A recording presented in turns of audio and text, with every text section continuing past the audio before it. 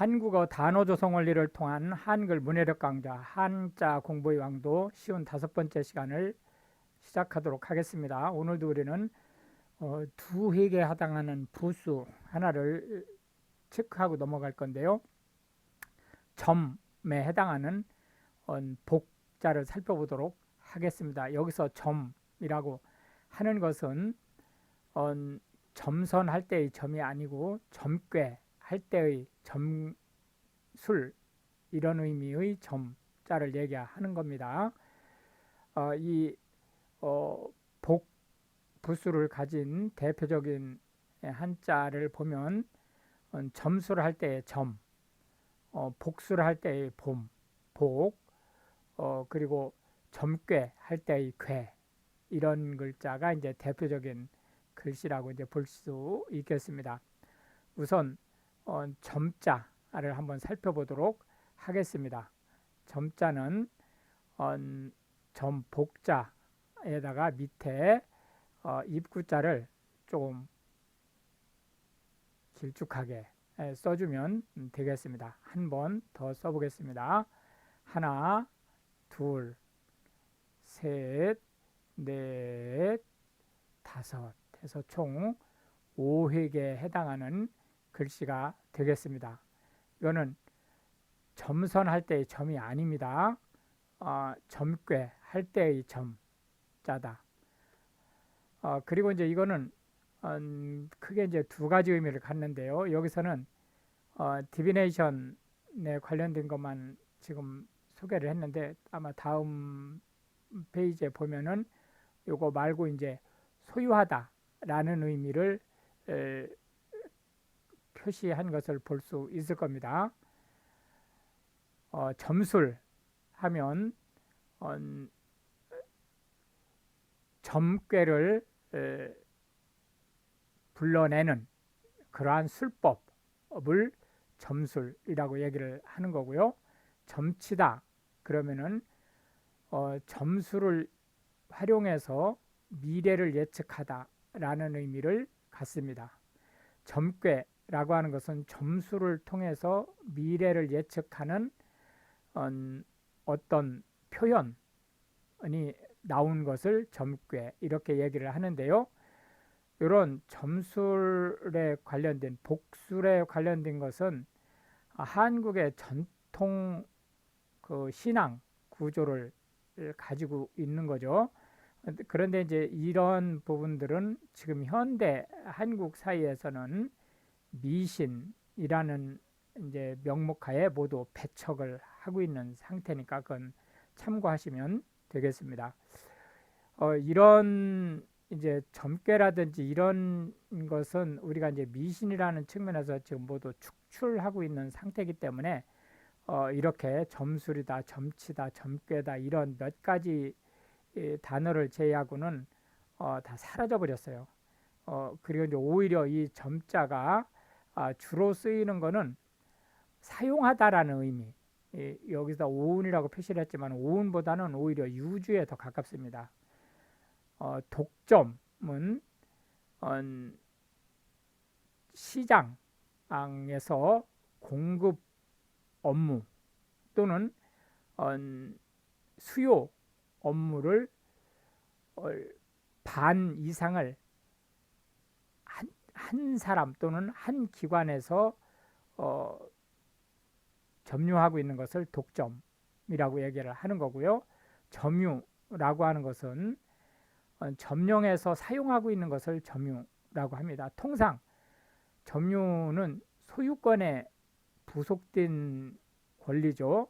그러나 렌탈을 했을 경우에는 소유권을 가지고 있지 않아도 점유권을 가지고 있을 수 있습니다. 과점이라고 하는 것은 둘 내지 한 서너 명 또는 두 기관 내지 서너 기관이 전체 시장 이거는 공급이면 공급 수요면 수요 양쪽을 지금 얘기하는 거죠. 을 한 7, 80% 이상을 차지하는 경우를 얘기하죠. 점령이라고 하는 것은 주로 물리적으로 다른 나라를 점유하고 있는 것을 점령 점령이라고 얘기를 합니다. 근데 지금은 이것을 물리적으로 다른 나라를 그 점유하고 있는 것뿐만이 아니고 소프트웨어적으로 문화적인 이런 부분까지도 지금은 점령이라는 말을 확대해서 쓰고 있다. 매점, 매석이라고 하는 것은 점포라는 의미죠. 매매를 할 수 있는 그 장소, 자리, 요 석은 좌석이라는 의미니까요. 그런 자리나 좌석을 돈으로 사고 파는 것을 얘기합니다. 그러니까 매점매석이라고 하는 의미는 특정한 물품이 공급이 소홀히 될 확률이 있거나 또는 수요가 폭증할 확률이 있을 경우에 그것을 이 앞에서 나온 독점 또는 과점 형태로 사전에 차지함으로써 부당한 이익을 노리는 그러한 것을 얘기하는 거죠. 점거라고 하는 것은 점령과 점거는 매우 유사한 의미를 가지고 있습니다. 그런데 이제 점령은 주로 이제 군사적 이런 물리적 그 방법에 의해서 외교적 그 수단을 주로 쓰는 데 반해서 점거는 이제 여기 점거도 물리적인 그 힘을 쓰는 것은 맞지만 외교적인 일뿐만이 아니고 국내적인 일들에 함께 포함해서 쓰고 있는 거다. 예를 들자면 노동조합에서 사장실을 점유했다. 이랬을 경우에 점거라는 말을 쓰는 거죠. 선점이라고 하는 것은 남보다 미리 점유하는 상태를 선점이라고 얘기를 합니다. 물건값이 오를 것 같으면 선점을 하는 것이 차익을 또는 안정적인 물품을 공급받을 수 있는 방법이 되는 거죠. 두 번째 한자는 태자가 되겠는데요. 크다라는 의미의 태자입니다. 실제 우리가 크다라는 의미의 태자, 이렇게 이건 콩이라는 의미도 가지고 있죠. 이런 태자를 이제 배운 적이 있을 겁니다. 이 태자도 역시 크다라는 의미를 가지고 있는데요. 이거는 이 태자보다는 상대적으로 좀 더 큽니다. 이 태자가 그리고 이 클테 이 태자는 지금 현재에는 이 태자를 사용하는 단어가 그렇게 많지 않습니다. 그래서 오히려 고유명사에 많이 쓰고 있어요. 그건 이제 참고하시면 되겠고, 하나, 둘, 셋, 석삼자죠. 이게 나중에 이제 한번 체크를 하실 겁니다. 석삼자에다가 사람 인자를 붙여서 쓰고, 그 다음에 이거 물수처럼 이거 삐쳐 올리고 물수처럼 씁니다. 물수는 아니에요. 물수처럼 이렇게 쓰는 상태가 태자가 되겠습니다. 크다라는 의미를 가지고 있는데 현대 한국어에서는 이 클태자가 거의 사용이 안 되고 있습니다. 뭐 거의는 아니지만 많이 사용이 안 되고 있어요. 오히려 고유명사에 많이 쓰고 있다. 이렇게 보시면 되겠습니다. 하나, 둘, 셋, 넷, 다섯, 여섯, 일곱, 여덟, 아홉, 열 해서 총 10획에 해당하는 한자가 되겠습니다. 태산, 그러면 중국에 있는 산 이름인데 이게 이제 일반 명사처럼 돼가지고 대단히 큰 산이라는 의미를 가지고 있고요. 이것이 보다 일반화돼서 대단히 크고 수량이 많은 것을 태산이라는 의미를 부여하고 있습니다. 태산 줄령이라고 하는 것은 산세가 험악하고 이 산은 그냥 우리가 얘기하는 산이지만 이 령은 사람이 통과하는 고개를 얘기하는 거거든요. 고개가 높은 그런 곳을 이제 태산줄령이다 이렇게 얘기를 하는 거. 우리나라의 대표적인 태산줄령은 설악산 뭐 미시령이라든지 이런 데를 얘기하는 거죠. 태연하다. 이거는 고요하고 잠잠해서 들썩거리지 않는다 그런 의미인데 지금 네이버 사전에서 이렇게 calm, cool, self possessed 이런 식으로 이제 그 번역을 했는데요. 이 번역은 틀린 번역은 아니지만 태어나다의 올바른 의미를 전달하는 데는 한계가 있어요. 이 태어나다라고 하는 것은 실제로 속으로는 두렵고 떨림이 있는데 겉으로는 안 그런 척 하는 것을 태어나다라고 하는 겁니다. 그렇기 때문에 단순히 그 사람의 품성이 온순해서 캄하거나 쿨한 이런 상태가 아니고 실제로는 어떤 일을 저질러서 지금 문제가 그 발생을 했는데도 불구하고 겉으로 침착하고 냉정을 유지하는 그러한 상태를 태어나다라고 하는 거예요. 태연자약은 태어나다의 명사형입니다. 태평하다는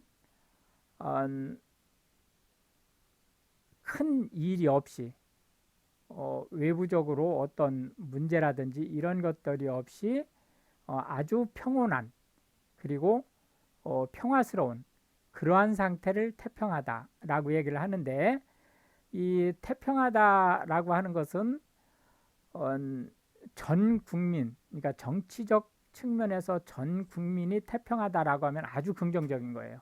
정치가 지금 잘 되고 있다라는 의미입니다. 그런데 개인한테 태평하다라는 말을 쓰면 상대적으로 좀 부정적인 의미를 가지고 있습니다. 그래서 걔는 참 태평해. 그렇다는 얘기는 빨리 무슨 일인가에 대한 대책을 수립을 해야 되는데 대책 수립을 할 생각 없이 그냥 그 뭐라 그럴까 어떤 서두르지 않고 평온한 상태를 유지한다라는 의미를 가지고 있어요. 해서 개인한테 태평하다가 적용될 때는 상대적으로 좀 부정적인 의미를 가질 수 있습니다. 꼭 그런 건 아니에요. 그러나 부정적인 의미를 가질 수 있다. 천하태평은 이게 조금 전에 이제 태평하다가 정치적인 측면에서 전 국민에게 적용할 때는 대단히 긍정적인 의미를 갖는다고 했는데 이 천하태평이 바로 그런 태평하다의 명사형이죠. 태국은 타일랜드를 얘기하는 거고요. 태릉은 육군사관학교, 서울여자대학교 이쪽이 지금 태릉 지역에 있죠. 문정왕후의 정릉입니다. 안익태 선생은 애국가를 작곡하신 분입니다. 코리아 판타지라고 하는 심포니죠. 오케스트라 음악인데 그 중에 일부가 애국가 소절을 지금 가지고 있죠. 태안반도라고 하는 것은 충청남도 서북부 지역의 남양만이라든지 천수만이라든지 아산만 쪽을 포함하는 반도를 얘기합니다. 뭐 만리포 해수욕장이라든지 이런 데가 이제 지금 태안반도에 속해 있다고 보시면 되겠죠. 마지막 한자는 피자가 되겠는데요. 껍데기라는 의미입니다. 껍데기 또는 가죽이라는 의미인데 여기서 삐쳐 내리고 그 다음에 내려긋고 이게 지자입니다. 지금 쓰는 게 이렇게 지자를 쓰면 가죽이라는 의미의 피자가 되겠습니다. 하나, 둘, 셋, 넷, 다섯 해서 총 5획에 해당하는 글자가 되겠습니다. 껍데기 또는 가죽이라는 의미의 피자가 되겠습니다. 그럼 피자가 들어가는 단어들을 마지막으로 살펴보도록 하겠습니다. 피부 하면 살갗을 얘기하는 거죠. 살을 둘러싸고 있는 겉껍데기 부분은 우리가 피부라고 얘기를 합니다. 근데 통상 이제 우리가 피부라고 하면 털이 난 부분은 일반적으로 피부라는 말을 잘 안 씁니다. 원래는 그 털이 있는 부분도 피부에 들어갑니다. 그러나 우리가 그냥 피부 이렇게 얘기를 하면 외관상 털이 북슬북슬하지 않은 부분을 주로 피부라는 말을 쓴다. 이렇게 이제 참고하시면 되겠고, 피복이라는 말은 두 가지 의미로 쓰고 있는데요. 하나는 우리가 입는 옷을 총칭하는 말로 피복이라고 얘기를 하고요. 살갗에 닿는 옷이라는 의미예요. 원래 밑에 있는 피복은 전선처럼 뭔가 절연을 하거나 또는 보호를 위해서 껍데기를 둘러싼 그것을 그 껍데기, 둘러싼 껍데기를 피복이라고 얘기를 합니다. 피상적이라고 하는 것은 겉껍데기만 보는 시각을 얘기하는 거죠. 진면목을 보지 못하는 거예요. 탈피라고 하는 것은 곤충이 령, 1령, 2령, 3령 이런 식으로 령이 있죠. 그 령을 지나면서 껍데기를 벗는 것을 탈피라고 얘기를 합니다. 이 탈피를 해야 되는 이유는 원래 이 포유류는 이 피부가 성장하면서 확장되죠. 피부 세포 수도 늘어나고 피부의 크기도 세포 크기도 커지죠. 그런데 이 곤충들은 그게 안 된단 말이에요. 그러니까 커지면 껍데기가 더 이상 버티질 못하니까 그 기존의 껍데기는 내버리고 새로운 껍데기를 이제 갖게 되죠. 진피와 외피는